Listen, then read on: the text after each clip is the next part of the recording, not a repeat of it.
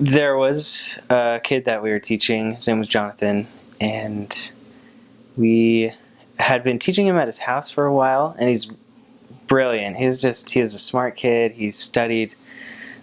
When we would invite him to read the Book of Mormon, he would read every time. But we weren't seeing very much progress with him, and aside from reading, he wouldn't really keep many of the other commitments, and we decided two things. One was, we decided that teaching him at his house wasn't very conducive to having the Spirit present in our lesson, just because he always had so many distractions there. And there was somebody there who was always, I don't know if it was his uncle or just somebody that lived there, who was just always distracting and always jumping in and trying to ask questions to deliberately get us off track and trying to be confusing. And so we decided, all right, we're going to take him to the church building, and I think it was a Thursday or some day during the week, just take him to the church building and just have a lesson in the chapel or one of the rooms there. And we decided we were going to tell him that if he wasn't going to keep his commitments or do what we were inviting him to do, then we couldn't make the time to teach him anymore, because we had to teach other people. So we're kind of just going to let him know, hey, if things aren't going to change, then we can't come anymore until they do. So we took him to the chapel, and we walked in there. We took him to the church building, and when we walked into the chapel, we just wanted to show him, what the church was like. Be like, hey, this is what you've been missing out on when you don't come to church. And so we took him into the chapel, and I remember just a very, very strong spirit there as soon as we walked in.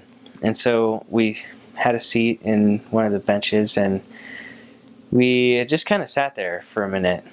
And although my companion and I had something planned to tell him, and we were going to be frank with him, we kind of just felt a little bit restrained then by the Spirit, and just kind of sat there and thought for a couple minutes, and then suddenly and this doesn't happen a whole lot, at least in my experience, it hasn't happened a lot, where the Spirit will tell you exactly what to say or exactly what to do.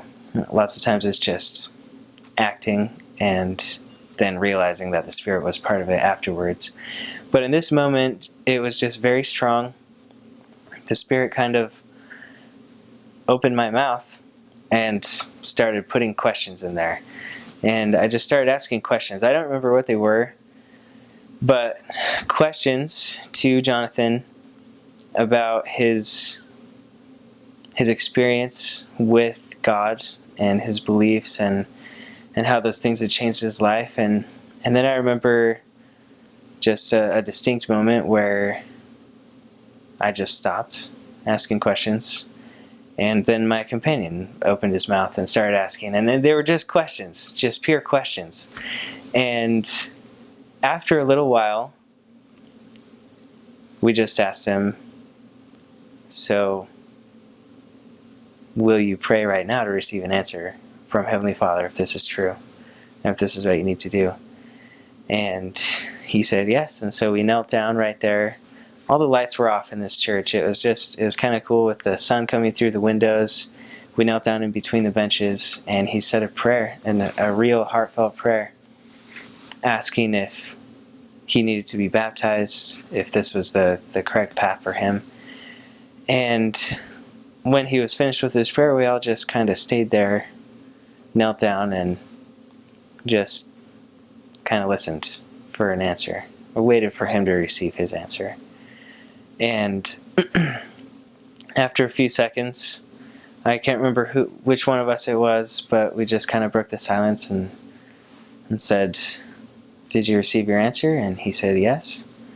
And we said, okay, well, will you follow the example of Jesus Christ and be baptized? And he said yes. And for me, that was just an incredible testimony to me of how important to God these people are, his children. And we were going in there planning to tell him, hey, we're not going to visit you anymore because you're not doing what you need to do. And we came out, and he was committed to getting baptized. And it was just totally opposite of what we were expecting to happen. And it was also a testimony to me just that when God needs something done or said, then he can use his missionaries to get that done, and he can speak through them with the Spirit. And just an amazing experience.